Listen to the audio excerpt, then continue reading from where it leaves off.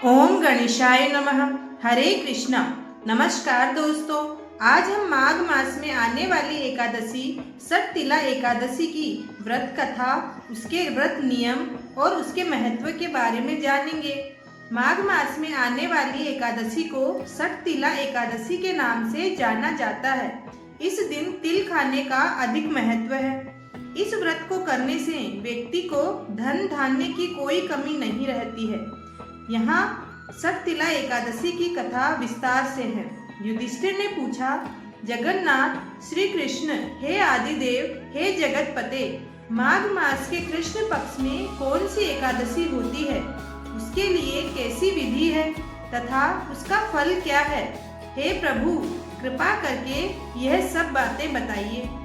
तब श्री भगवान बोले, हे राजन सुनो, माघ मास के कृष्ण पक्ष की जो एकादशी है वह सटतिला के नाम से विख्यात है, जो सब पापों का नाश करने वाली है। अब तुम सटतिला की पाप हारिणी कथा सुनो, जिसे मुनि श्रेष्ठ पुलस्त्य ने दालभ्य से कहा था।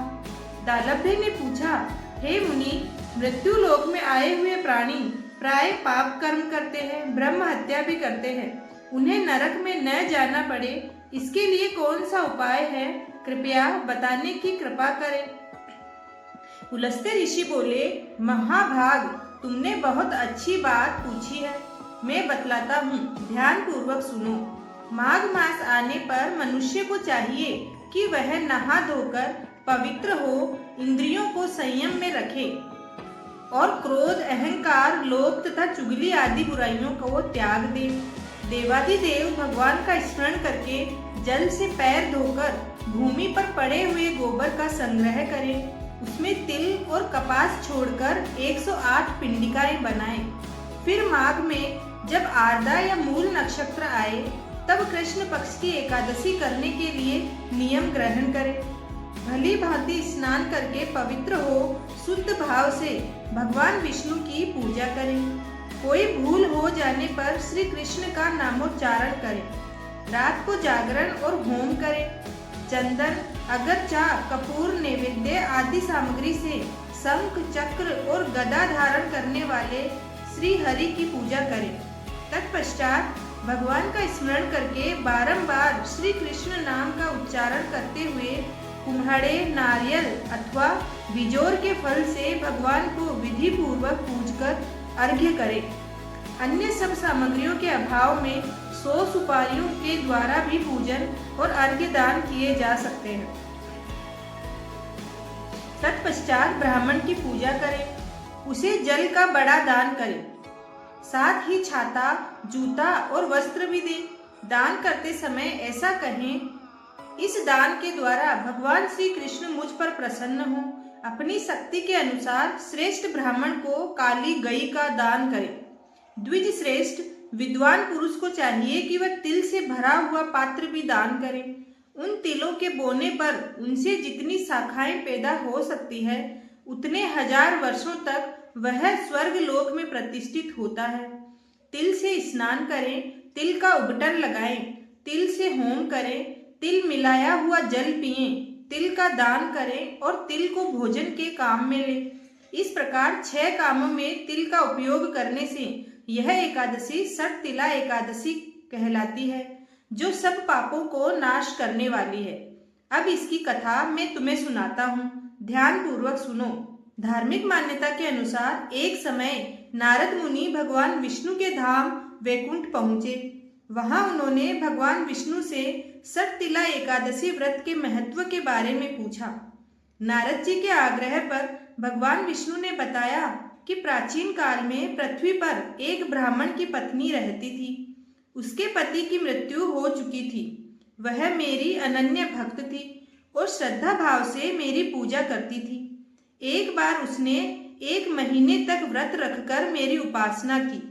व्रत के प्रभाव से उसका शरीर तो शुद्ध हो गया, परंतु वह कभी ब्राह्मण एवं देवताओं के निमित्त अन्न दान नहीं करती थी। इसलिए मैंने सोचा कि यह स्त्री वैकुंठ में रहकर भी अतृप्त ही रहेगी। अतः मैं स्वयं एक दिन उसके पास भिक्षा मांगने गया। तब मैंने उससे भिक्षा की याचना की, तब उसने एक मिट्टी का पिंड उठाकर मेरे हाथों पर रख दिया। मैं वह मिट्टी का पिंड लेकर अपने धाम को लौट आया। कुछ समय बाद वह देह त्याग कर मेरे लोक में आ गई। यहाँ उसे एक महल और आम का पेड़ मिला। खाली महल को देखकर वह घबरा कर मेरे पास आई और बोली, हे प्रभु, हे धर्मश्रेष्ठ, मैं तो धर्मपरायण हूँ, फिर मुझे खाली महल क्यों मिला है? तब मैंने उसे बताया कि यह अन्नदान नहीं करने तथा मुझे मिट्टी का पिंड देने से हुआ है। मैंने फिर उसे बताया कि जब देव कन्याएं, जब देव अप्सराएं तुमसे मिलने आए, तब आप अपना द्वार तभी खोलना जब तक वे आपको षटतिला एकादशी के व्रत का विधान न बताएं। ब्राह्मणी ने ऐसा ही किया और जिन विधियों को देव कन्याओं ने कहा था उस विधि से षटतिला एकादशी का व्रत किया। व्रत के प्रभाव से उसका महल अन्न धन से भर गया। इसलिए हे नारद, इस बात को सत्य मानो कि जो व्यक्ति इस एकादशी का व्रत करता है और तिल एवं अन्न दान करता है, उसे मुक्ति और वैभव की प्राप्ति होती है। षटतिला एकादशी की पूजन विधि। प्रातःकाल स्नान के बाद भगवान विष्णु की पूजा करें और उन्हें पुष्प धूप अर्पित करें। षटतिला एकादशी व्रत की पूजा के समय भगवान विष्णु को तिल से बने खाद्य पदार्थों का भोग लगाएं।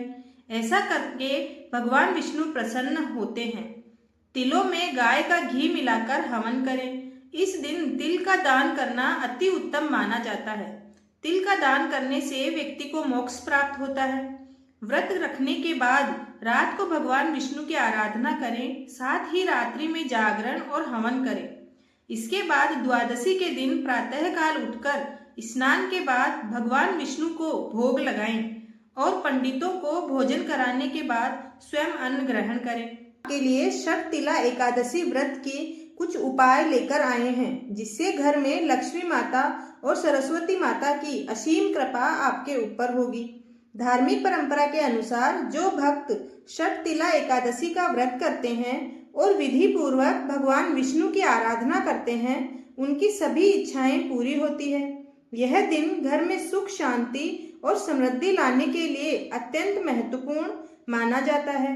इस दिन कुछ विशेष उपायों को अपनाने से शुभ फल की प्राप्ति होती है। षटतिला एकादशी के दिन तुलसी के पौधे की पूजा करना और उसे श्रृंगार सामग्री अर्पित करना अत्यंत फलदायी माना जाता है। इस दिन प्रातः स्नान आदि से निवृत्त होकर तुलसी के पौधे की पूजा विधि पूर्वक करें। तुलसी को गंगा जल से स्नान कराकर उस पर हल्दी, रोली और चंदन लगाना चाहिए। तुलसी के पौधे के समीप दीपक जलाना भी अत्यंत ही शुभ माना जाता है। यदि आप लंबे समय से कर्ज के बोझ से परेशान हैं, तो षटतिला एकादशी के दिन स्नान आदि के बाद पीपल के वृक्ष के चारों ओर 11 बार कच्चा सूत लपेटते हुए परिक्रमा करें।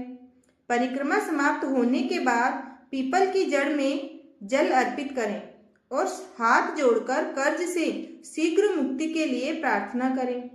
इस दिन ऐसा करने से आपके ऊपर से कर्ज का बोझ जल्दी ही उतर जाएगा।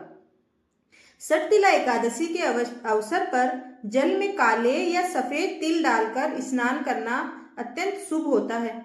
इस दिन गंगा जल में तिल मिलाकर सूर्य को अर्घ्य अर्पित करना भी महत्वपूर्ण है। पूजा के समय भगवान विष्णु को तिल और शक्कर का भोग अर्पित करने से फल दुगना मिलता है। और पूजा व्रत करते समय भगवान से अपने मन की इच्छा अवश्य कहें। कहते हैं, कहेंगे नहीं तो भगवान करेंगे कैसे। हमें अपने भगवान के सामने अपने दुखड़े रोने ही पड़ते हैं।